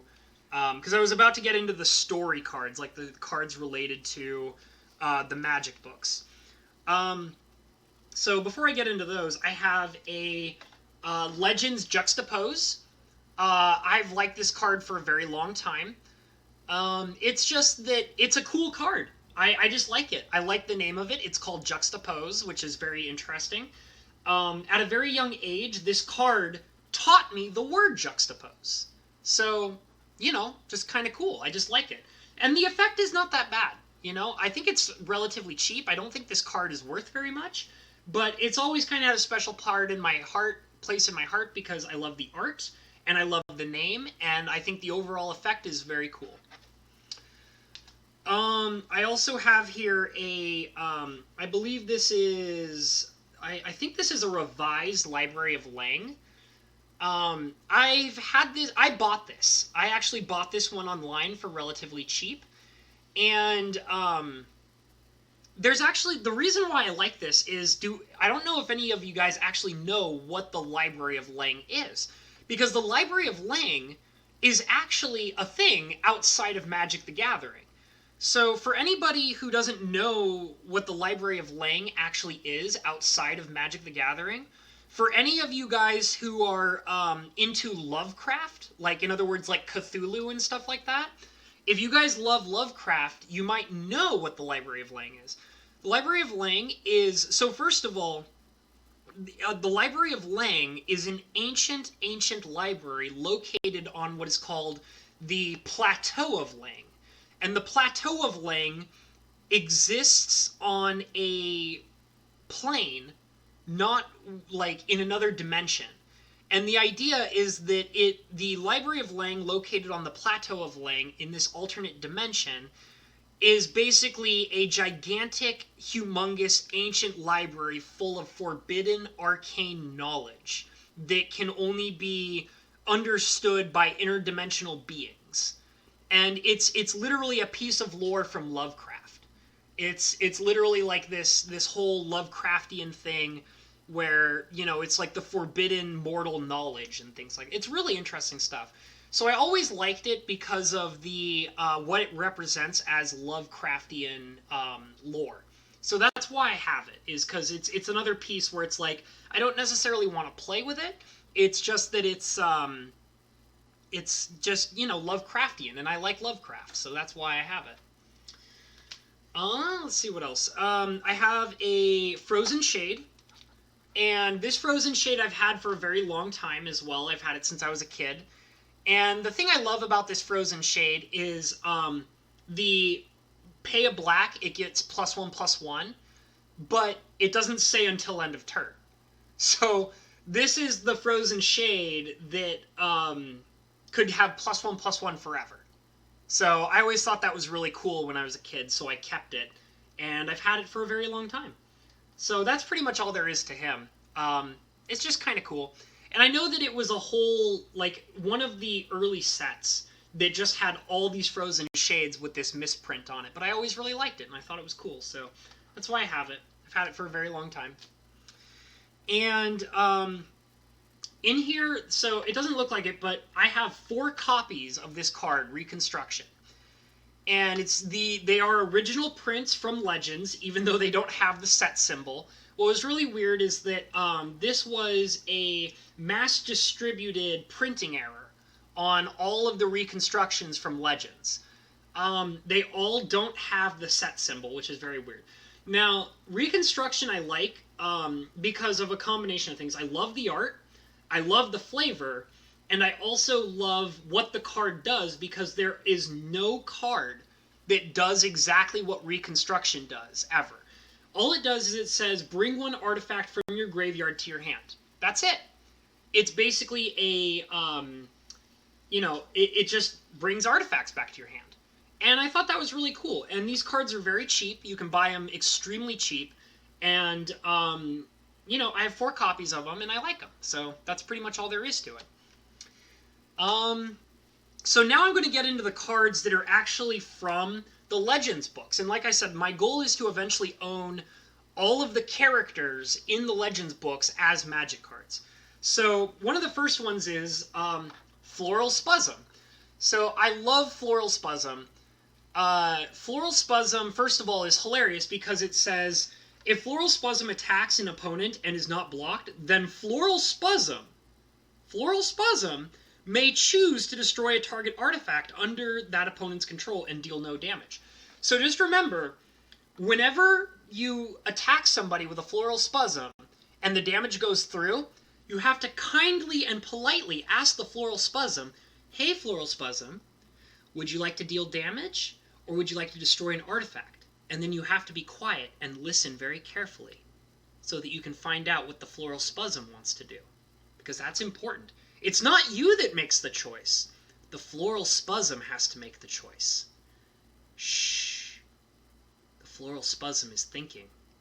He's thinking very hard, but he doesn't know what to do.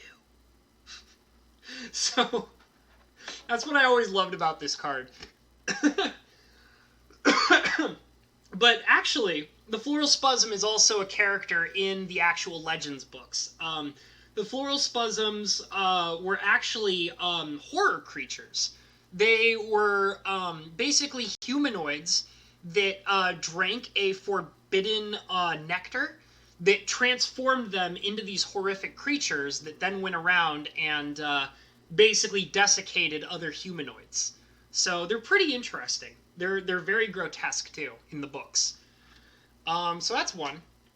And then I have Xiaoku the Endbringer. Xiaoku the Endbringer is a character from Legends, even though it's in Mirage, which I always thought was really funny. And it was just this really nasty, evil, ancient vampire who just basically was trying to become the most powerful being on the entire plane by feeding off of a cosmic horror. And it's just interesting stuff, you know? Interesting character. Then I have Jasmine Boreal. And Jasmine Boreal was a character in Legends who actually dies. She was part of the Robaran mercenaries, and she was very close friends with one of the other main characters, and it's very sad because she is murdered by a enemy soldier of Xiaoku, actually, the character I showed you previously. Xiaoku has a evil army, and Xiaoku's evil army murders Jasmine Boreal, and there's this really sad scene where she has a chance to be saved, but another character is also attacked and nearly killed, and Jasmine Boreal gives up her own life in order to save the other character. It's very tragic, but she's a very cool character in the story. Very interesting. And then Jedido Janin is pretty much one of the most important characters in the entire trilogy. He's pretty much, I would say, probably one of the single most important characters in the whole book. All three books revolve around this guy. And he's very, very interesting. Does a lot of very entertaining things. Just all sorts of really fascinating stuff about this guy. I literally can't explain what he does without telling you the entire book. All three books. So, just keep in mind, he's the main character. He does tons and tons of things. Very, very impressive. Crappy card. Don't ever play with this. It sucks. But he's here for reasons because I like him as the main character in the book. That's pretty much it. That's pretty much the majority of my collection of old cards.